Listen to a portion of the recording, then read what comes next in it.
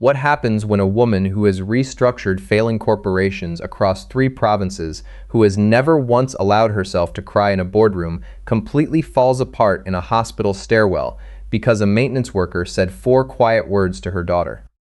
Vivienne Marchand had built her reputation on exactness. As the chief executive officer of Arcadian Capital Partners, a Bay Street investment firm managing over $40 billion in assets, she was the kind of woman whose presence in a room changed the temperature.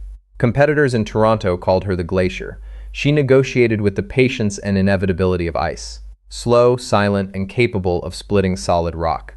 Before her morning coffee, she had usually already reviewed overnight market movements from 3 time zones, responded to her general counsel's emails, and made at least one decision that would affect several hundred employees. She did not second-guess herself. She did not waste language. She did not flinch. Inside the Georgian-style house in Rosedale that she had purchased outright at 36, however, the Glacier melted into something that had no boardroom name. Here, surrounded by the antique oak floors and the impractical number of windows she had fallen in love with during the showing, Vivienne Marchand was simply a mother who had run out of ideas. Her daughter, Adèle, was 7 years old and had not spoken a single word in 843 days. The silence had started on a Thursday afternoon in February on the QEW just west of Burlington. Vivienne had been in the back of a town car on her way to a dinner with pension fund managers at the Royal York. Her ex-husband, Patrice, had taken Adèle to his mother's place in Hamilton for the weekend. The roads were clear when they left. By the time they reached the overpass near Appleby Line, freezing rain had glazed the asphalt into something indistinguishable from black water. A transport truck carrying automotive parts lost traction coming down the on-ramp. It crossed 2 lanes without braking. Patrice died before the ambulance arrived. Adèle was found 20 minutes later by the first paramedic through the passenger door, crouched on the floor of the back seat behind the front seats, with her hands over her ears, and her eyes sealed shut, completely silent. She had not made a sound since. Dr. Yoon, the head of pediatric psychiatry at Sick Kids, had the kind of gentle frankness that Vivienne usually respected in professionals. In their sessions, and there had been many, she was consistent. Adèle's vocal mechanism is entirely unaffected, she explained during their first appointment, and again during their 12th, and again during the 31st. What we're dealing with is a profound trauma response. Her nervous system has flagged her own voice as dangerous. She will speak again when her body believes, on a very fundamental level, that it is safe to do so. There is no medication, no surgical intervention, and no amount of money that can override that signal. Healing has its own timeline. That last part had stayed with Vivienne longer than anything else. She had restructured a collapsing logistics firm in 60 days. She had overseen the merger of 2 competing pension funds whose boards had not spoken to each other in a decade. She had rebuilt her own life, piece by deliberate piece, after Patrice's death. But she could not negotiate with her daughter's silence. She could not chart it, model it, or accelerate it. It simply existed, enormous and unanswerable, filling every room in the Rosedale house with a particular quality of absence. Every morning, Vivienne sat at the edge of Adèle's bed while her daughter got ready for the specialized school on Davenport. Adèle communicated through a small spiral notebook she carried everywhere, and, for more complex things, through a communication app on her iPad. She was not unhappy, exactly. She watched the world with her father's dark, serious eyes and participated in it in her own quiet way. She held Vivienne's hand on the subway. She laughed, silently, her shoulders shaking, at things that struck her as funny. She drew elaborate pictures of birds in the margins of every notebook she owned. But she did not speak, and every morning Vivienne looked at her daughter and felt the specific, grinding helplessness of loving someone she could not reach. She had an empire to run. She had an annual gala to host. She had a child who needed something she could not provide. She didn't know yet that what Adèle needed had been living in a rented semi-detached house in Etobicoke and driving a 15-year-old Civic with a cracked side mirror. Callum Doyle was 37. Though he looked somewhere north of 40, the years having settled primarily around his eyes in the form of lines that deepened when he smiled and refused to fade when he didn't. He was a licensed electrician by trade, a man who understood the logic of systems, how current moved, where resistance appeared, what happened when a circuit was asked to carry more than it was built to hold. He had steady hands and a methodical way of working that his colleagues at the firm he contracted through described as almost meditative. He was not a talkative man, but, when he did speak, people tended to listen. 3 years ago, Callum had been a senior paramedic with Toronto EMS, stationed out of a hall in the West End. He had been on the job for 11 years and was, by every metric the service used to measure these things, exceptional at it. He had a particular gift for trauma scenes, not just the mechanical competency, but the human part, the part nobody trained you for. He knew how to be present in the worst moments of someone's life without making it worse. The call that ended his career came in on a Thursday evening in February. QEW, Appleby Line overpass, multi-vehicle collision, freezing rain, confirmed fatality. He didn't know, climbing through the mangled passenger door of a black Volvo SUV, that this particular call would follow him for the rest of his life. The driver, a man in his early 40s with hazel eyes and a broken collarbone that had already stopped being the most serious of his injuries, was still conscious when Callum reached him. Barely. There was a child in the back, a little girl with a yellow hat, crouched behind the passenger seat, absolutely rigid, both hands clamped over her ears. She was not making a sound. Her eyes were open and staring at her father, and Callum understood immediately what she was seeing and what it was doing to her. He made a decision in about 3 seconds. He maneuvered himself into the back seat beside her, positioning his body between the child and the front of the vehicle. He covered her eyes with his palm, gently, the way you might shield someone from a camera flash. He wrapped his other arm around her and pulled her face into the side of his neck. He could feel her entire body vibrating, a silent, sustained terror that had nowhere to go.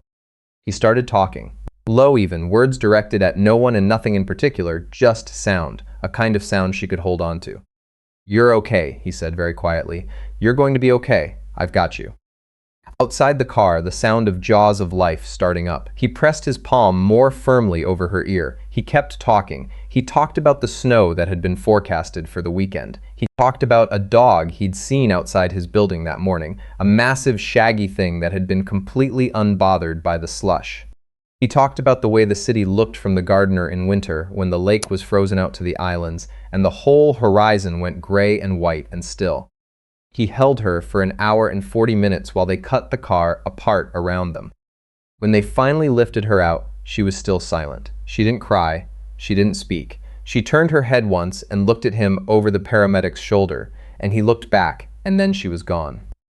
He filed his reports. He went home. He sat in his kitchen until 3 in the morning without turning on a light. He lasted 6 more months before the panic attacks made it impossible to drive an ambulance. The sirens were the worst part. The sound would hit him and his hands would simply stop cooperating, going cold and rigid on the wheel. He surrendered his certification with the written composure of someone who had been practicing composure as a survival strategy and quietly fell apart in the parking lot of the EMS hall on the way to his car. His wife, Teresa, had left 2 years earlier, not badly, not with anger, but with a sadness they had both seen coming for some time. He had primary custody of their son, Marcus, who was 8, and had been diagnosed with a processing disorder that made traditional schooling and exercise in mutual frustration. Marcus was brilliant. His mind worked in 3 dimensions, and he could take apart and reassemble anything mechanical before most kids his age could tie their shoes. But the standard curriculum treated him like a problem to be solved, and the specialized support he needed was expensive in ways that an electrician's contract income could not comfortably absorb. That was the situation Callum was managing on the morning. He drove his old Civic downtown to the Omni King Edward Hotel, where Arcadian Capital Partners was hosting its annual charitable gala. His electrical subcontracting firm had been brought in to handle additional load capacity for the event's lighting and audiovisual setup. It was a significant contract for a small operation. He needed it to go well.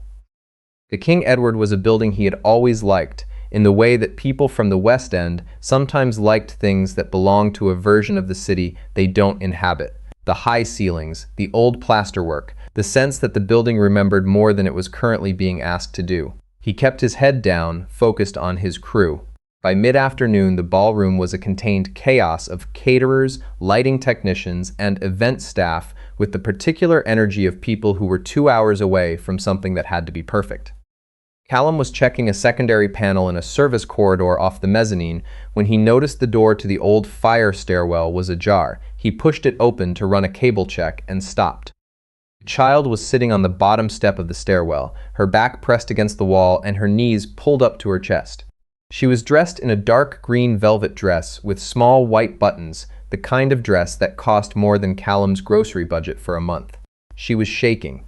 Both hands were pressed flat over her ears, and her eyes were screwed shut, and she was doing that thing children sometimes do when they are trying very hard not to make a sound, the kind of rigid, effortful stillness that is its own kind of scream.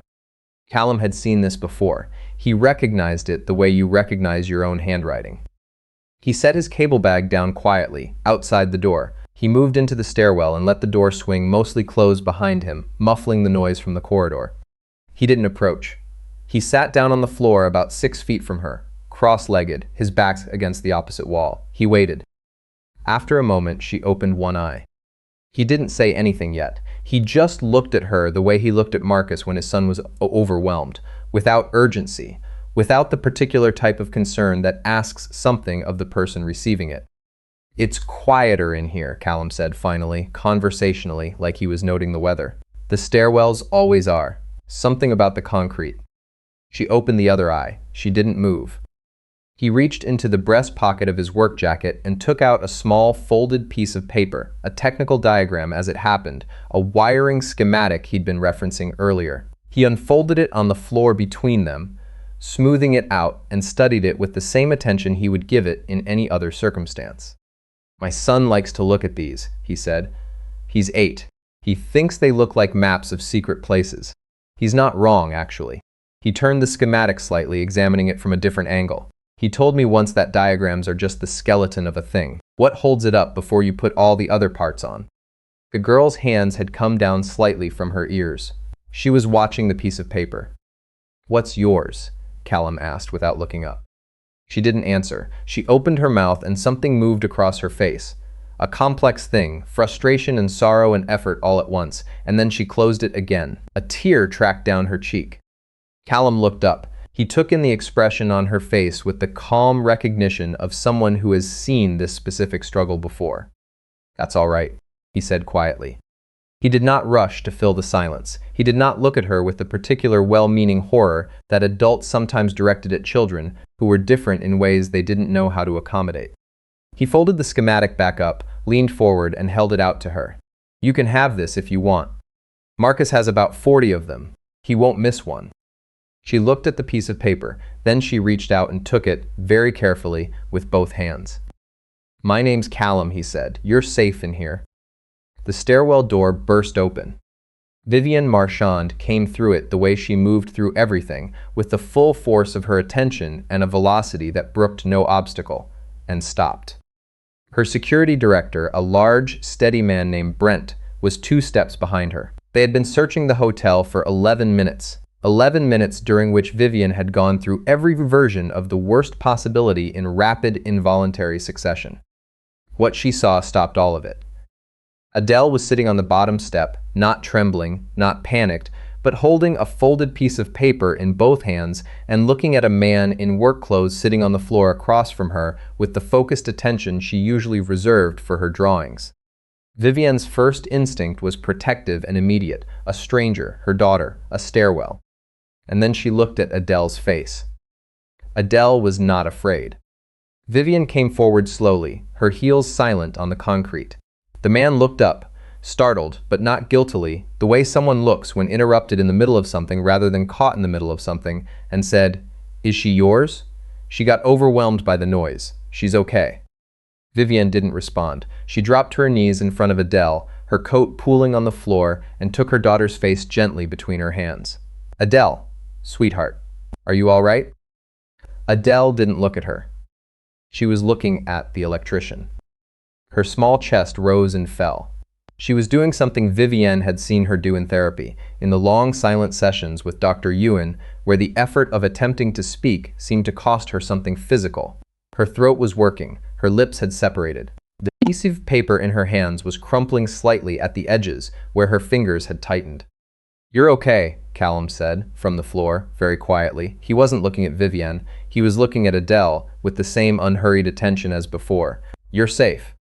The sound that came out of Vivienne Marchand was small and rough and imprecise, like the first note played on an instrument that had been in a case for a very long time. But it was unmistakably a voice. "Don't go," she said. The stairwell went absolutely still. Vivienne's hands dropped from her daughter's face. She sat back on her heels. She heard Brent, behind her, make a sound that was not professional in the slightest. Vivienne stared at her daughter and felt something in her chest come apart entirely, not the controlled, managed grief she carried like a briefcase, but something older and deeper and much less organized, the kind of feeling that has no boardroom analogy. She spoke. My daughter spoke. Callum had gone very still. He was sitting on the concrete floor with his hands flat on his knees, and the color had drained from his face in a way that had nothing to do with surprise and everything to do with recognition. Something was happening behind his eyes that Vivienne couldn't read yet. He stood up, slowly. He looked at Adèle with an expression that was raw in a way that seemed to embarrass him, like a feeling he'd thought he'd put somewhere safe and had just discovered was not there. I'm sorry, he said to Vivienne to the room to no one specifically. I need to. He picked up his tool bag from the door and walked out of the stairwell. Vivienne sat on the floor of the King Edward with her daughter in her arms for a long time. Adèle had said nothing else. She was asleep within minutes, the sudden, absolute sleep of total exhaustion, still clutching the folded wiring schematic. Outside, through the heavy door, the noise of the gala continued. Vivienne held her daughter and thought about the electrician's face when Adèle had spoken. She had been in enough negotiating rooms to know what it looked like when someone recognized something they had not expected to find. Brent ran the contractor manifests in under 20 minutes. He had a name and a home address by the time Vivienne's car reached the Gardner on-ramp. She went home, put Adèle to bed with the wiring schematic still in her hand, and sat in her kitchen with her coat still on until 8:30. Then she got back in the car. The house in Etobicoke was a narrow semi-detached on a street of identical narrow semi-detached houses, the kind of street where the front gardens ranged from neglected to aggressively maintained, with nothing in between. The porch light was on. Through the front window she could see the blue glow of a television. She knocked. There was a pause, longer than she expected, and then the door opened. Callum Doyle stood in the doorway in a different flannel shirt from the one he'd been wearing at the hotel. He looked like a man who had been pacing and had only recently stopped. Behind him, in the living room, a boy of about 8 was asleep on the couch under a Leafs blanket, a tablet resting on his chest. Callum looked at Vivienne. He looked at Brent, standing at the base of the porch steps, his jaw tightened slightly. "Mrs. Marchand," he said. "Mr. Doyle," she said. "I'd like to talk to you, please." He glanced back at Marcus. Then he stepped outside, pulling the door almost closed behind him, and stood on the narrow porch with his arms crossed against the November cold. "My head of security pulled your contractor file," Vivienne said. She kept her voice even. She was good at keeping her voice even. "Before you were an electrician, you were a paramedic with Toronto EMS. Station 17, West End." Callum looked at a point somewhere past her shoulder. He didn't confirm or deny. He didn't have to. "Station 17 covered the QEW corridor," Vivienne said, "including the Appleby Line overpass, including the Thursday in February, 2 years and 4 months ago, when a transport truck ran a light in freezing rain and hit a black Volvo SUV, and my husband did not come home." She heard Callum exhale. It was a short, controlled sound, the kind you make when you have been carrying something heavy and someone has just named it out loud. "She recognized your voice," Vivienne said. "It wasn't an accusation. She had worked through the accusation in the car on the way here and had arrived somewhere else entirely. Dr. Yoon has been telling me for 2 years that Adèle was waiting for something. Not a treatment, not a technique, a signal." She paused. "You were in the car with them." It wasn't a question. The porch light caught the side of Callum's face. He was quiet for a moment. When he spoke, his voice was low and careful, the voice of someone who has learned that certain things break if you carry them carelessly. "I was the first one through the passenger door," he said. "Your husband was in the driver's seat.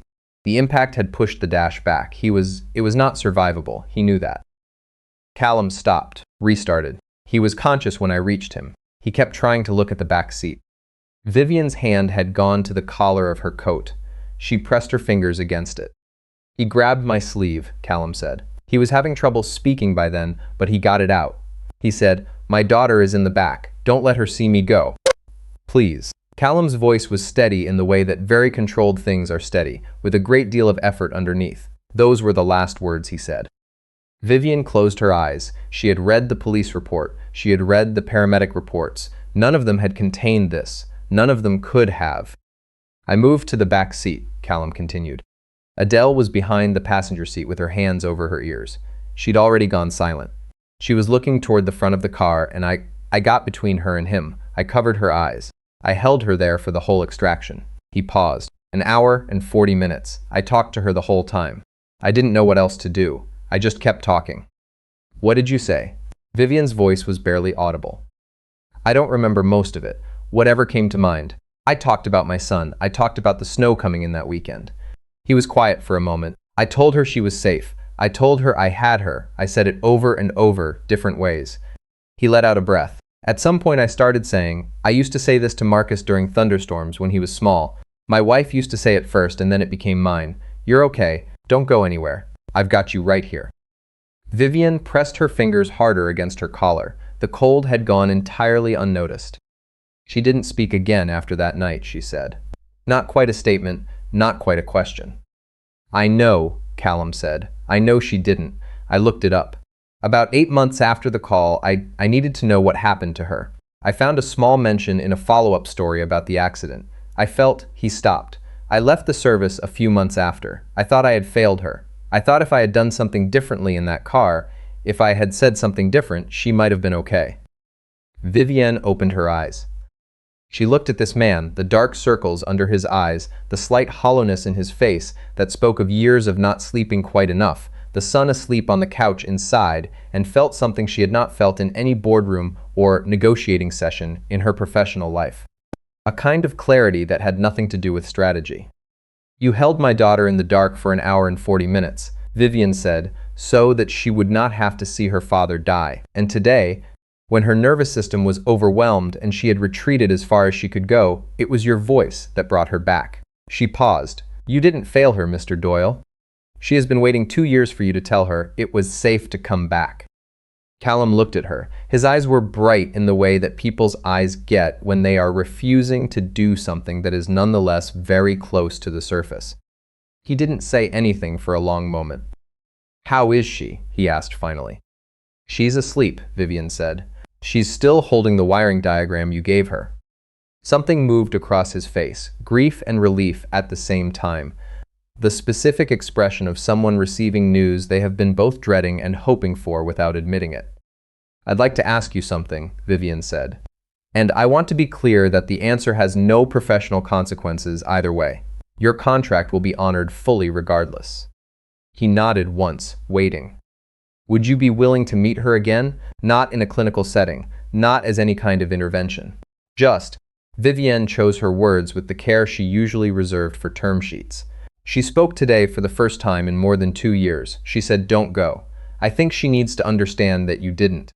The porch was silent except for the distant sound of a streetcar on Bloor. Callum looked at the door behind him, at the sleeping boy inside. I have a son, he said. I can't promise things won't get complicated.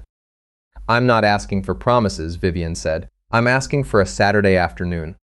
The following Saturday was gray and cold, the kind of November day that the lake makes worse, the wind coming off the water with a particular authority. Vivienne's house in Rosedale was warm, the old radiators ticking steadily, the kitchen smelling of coffee and the apple cake her housekeeper had made earlier in the morning. Callum arrived in the old Civic with Marcus in the passenger seat. The boy craning his neck to look at the house through the windshield with the open-faced wonder of a child who finds everything interesting before he's been taught that some things are supposed to be intimidating. Adèle was waiting on the front steps with her coat on, which was not something Vivienne had suggested and which told her something important. Callum got out of the car first. He stood on the flagstone path and looked at Adèle, who looked back. She was holding the wiring schematic. She had ironed it, Vivienne noticed. She had pressed the fold marks flat with her palms at some point in the past week, with the particular attention she gave to things she intended to keep. Callum crouched down, putting himself at her level. You held on to that, he said. Adèle looked at the schematic, then at him. Her throat worked. The effort was visible. Map, she said. The word was rough and small and absolutely deliberate. Callum's face did something complicated. That's right, he said after a moment. That's exactly what it is. Marcus climbed out of the car and came around the front bumper, looked at Adèle with the unself-conscious curiosity of a child who has not yet acquired social hesitation, and said, "Is that a wiring schematic?" "My dad has about 100 of those. Can I see?" Adèle looked at Marcus. Adèle held out the schematic. Marcus took it and studied it with the focused intensity he brought to everything mechanical, and began explaining to Adèle, with complete seriousness, why this particular configuration was likely for a high-load circuit. Adèle listened. She did not contribute verbally, but she did point, once, to a section near the bottom, and Marcus said, "Yeah, exactly, that's the interesting part." And Vivienne, standing in the doorway, felt something unknot in her chest that had been wound tight for 2 years and 4 months. The weeks that followed had a rhythm to them that Vivienne had not planned and did not try to manage. Callum and Marcus came on Saturdays. Sometimes they stayed for a few hours, sometimes until dinner. Marcus and Adèle developed a project, a working model of an electrical circuit using a kit Marcus had laid out on Vivienne's dining room table with the careful precision of a joint engineering endeavor.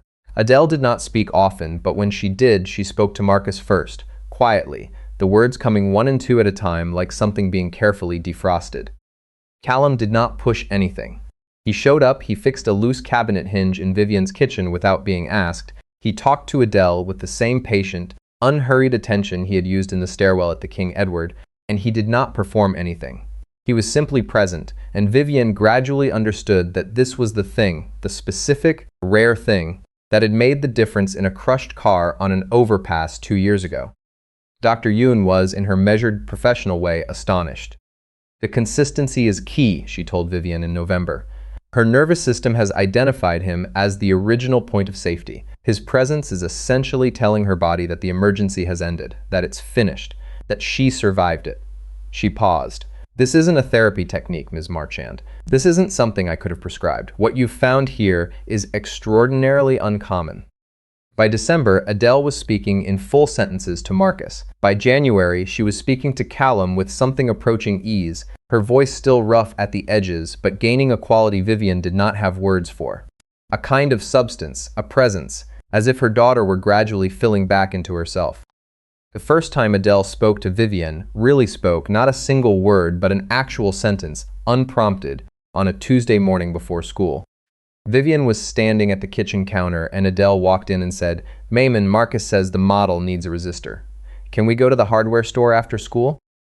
Vivienne put down her coffee cup. She turned around and looked at her daughter, at the yellow hat she was wearing, the same color as the one she'd had on the night of the accident, because it was her favorite color and she had never stopped that, and said, very carefully, "Yes, absolutely, we can do that."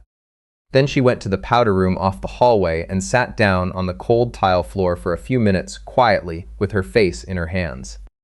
On a Friday evening in January, after the children had been put to bed, Marcus in the guest room, Adèle in her own, Vivienne poured 2 glasses of scotch and brought them to the living room where Callum was sitting in the armchair nearest the window, looking out at the street.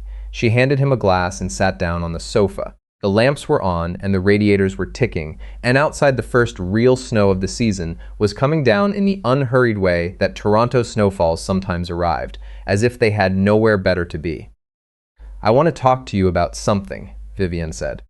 Callum turned from the window. He looked steadier than he had in November, the particular tightness around his eyes having eased in a way that had happened incrementally, over the weeks, in a manner Vivienne suspected he had not noticed himself. "I've been talking with the board of the Arcadian Foundation," she said. "We fund child welfare initiatives, community resilience programs, first responder family support." She paused.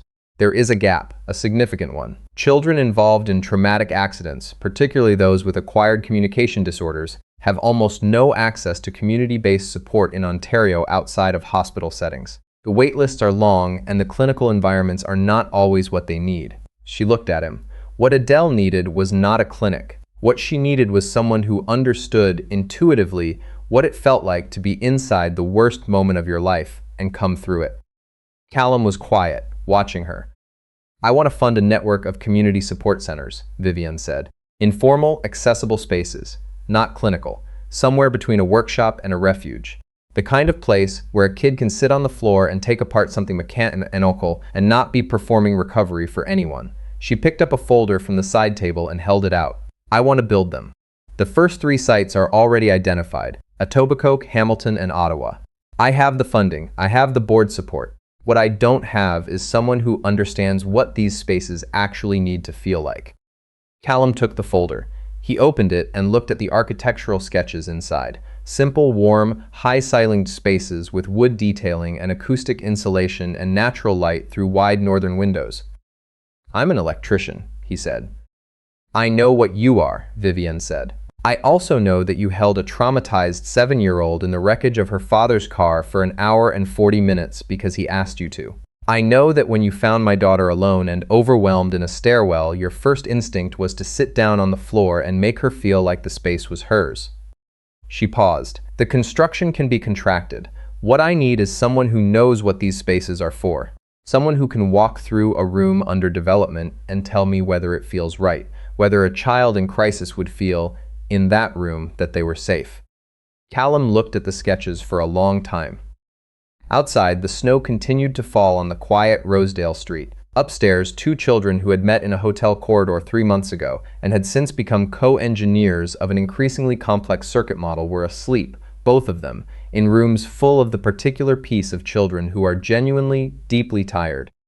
Callum Doyle set the folder down on the coffee table. He looked at the woman across from him, the CEO of the Glacier, the mother who had sat on a porch on a November night in her good coat, and told him that he had not failed the people he thought he'd failed, and he said nothing for a moment.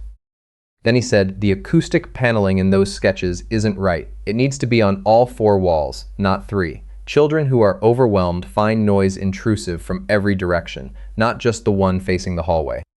Vivienne picked up her scotch. Tell me more. Some things cannot be managed. They cannot be budgeted for, or restructured, or scheduled into a calendar. Vivienne Marchand had understood this as a theoretical matter for most of her adult life, the kind of understanding that lives in your head and not in your body. It was only on the floor of a hotel stairwell, watching her daughter hold out a piece of paper to a man who had sat with her in the worst night of her life, that she understood it in the place where understanding actually counts. Callum Doyle had spent 2 years carrying the weight of a promise he didn't know he'd kept. He had held a child in the dark and told her she was safe, and she had believed him, and that belief had been the one solid thing she'd held on to through everything that followed. Through the silence in the hospital rooms and the patient, careful work of slowly coming back. He had not known this. He had thought he'd failed. He had not failed. And the little girl who had asked him not to go, in the roughest and smallest voice imaginable, had only ever needed one more chance to prove it. I keep thinking about the wiring schematic. A folded piece of paper that Adèle ironed flat with her palms and carried with her for weeks. Not because it was valuable, but because it came from someone who had sat down on a cold concrete floor and decided she was worth staying for.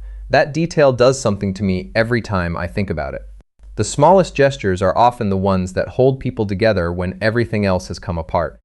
What strikes me about Callum is not that he was heroic. He would be the first person to reject that word. What he was, in the car on that overpass and again in the stairwell at the King Edward, was honest. He didn't have a plan. He didn't have a protocol. He sat down, he stayed, and he told the truth in the only way available to him, quietly, steadily, without asking anything back. That kind of integrity doesn't announce itself. It just shows up and does what needs doing, and then it goes home and doubts itself for 2 years. But the effect of it doesn't disappear just because the person who made it has stopped believing in themselves. I think about what Vivienne had to learn in this story, and it's a particular kind of lesson that doesn't come easily to people who are genuinely good at their work. She was brilliant. She was capable of things most people in her field couldn't manage. And none of it touched the problem in front of her. The intelligence that had served her so well in every boardroom in the country was simply not the right tool. What the situation called for was something different. The wisdom to recognize what she didn't know, and the honesty to go knocking on a stranger's door in the rain and say, I think you were there. I think you matter. I need to understand why. That takes a different kind of courage than the kind she'd built her career on.